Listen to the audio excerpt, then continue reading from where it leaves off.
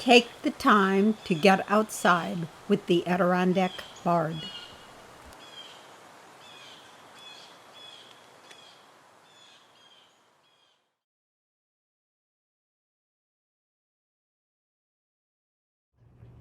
It's 2023, autumn in the 21st century, and I am in rural New York, upstate, far north of New York City, where sometimes it seems we're still in the age of strolling minstrels and tinkers like the Fuller Brush Man.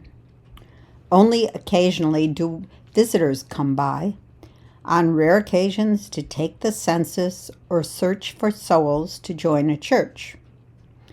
Since 1967, I have lived just north of the Blue Line, the border of the 6 million acre Adirondack Park. It's a rural county that even now is losing population.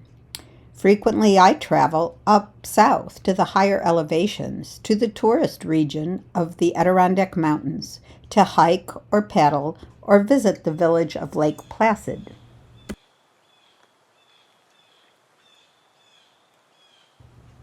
You've probably heard of Lake Placid, New York. It was the site of the Winter Olympics in 1932 and again in 1980. Before my retirement, I was there as an educational administrator on a small workshop with colleagues. Flashback to then, 1998, Lake Placid. We actually traveled across the lake itself to a place called Camp Solitude, where we discussed updates in the state education system, had a lovely dinner, and afterward were entertained by a bard who sang and recited his poetry accompanied by his kalimba. Then we traveled back across the lake to the village of Lake Placid and north to home.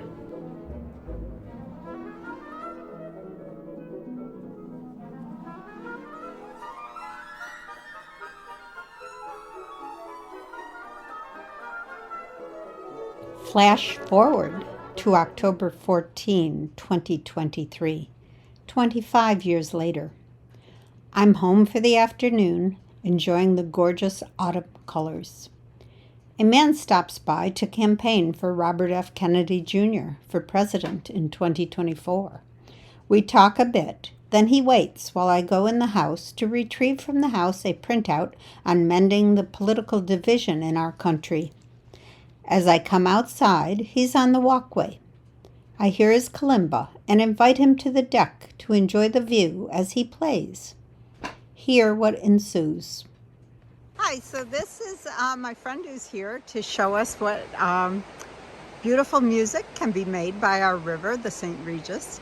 And it's October 14th, 2023, and this is Richard Hayes Phillips. Richard Hayes Phillips. And I seem to have found a kindred spirit in this building. And she has heard me play this, a kalimba, before when I was at Camp Solitude on Lake Placid. I spent years restoring 17 miles of hiking trails there.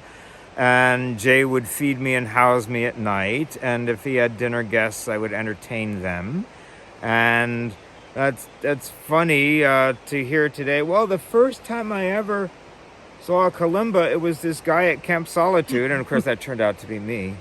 So that had to be about in 1998, maybe. Okay, because Jay took me in 97, I think it was, and I didn't write Cougar in the Wild until the winter of 98, but I was probably singing it already in 98. Here is the song. And it is a gorgeous song. It is Cougar in the Wild, a true story from somewhere in the Adirondack Mountains.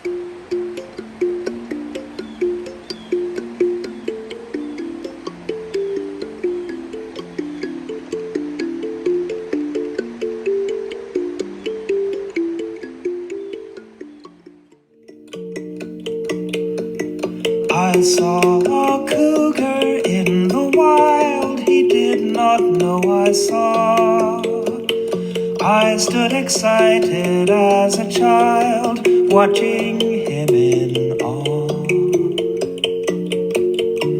His His fur was of the lightest brown, and not a mark upon him. And as I stood, I wished I could have photographed or drawn him. He prowled a lofty mountain pass not 50 meters wide, carpeted with alpine grass, with cliffs on either side. There have been no cougars here, the experts say, for 90 years. But now the woods are full of deer, the catamount has reappeared. I saw a cougar in the wild, I will not tell you where. I'd rather let him live in peace and know that he is there.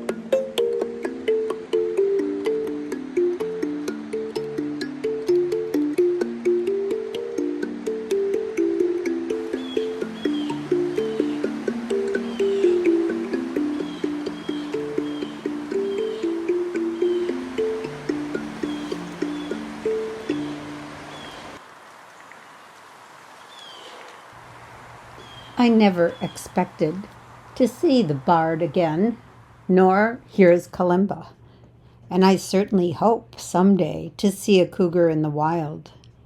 It just goes to show you never know when the day gets started in the Adirondack woods what golden treasures might await you if you take the time to get outside.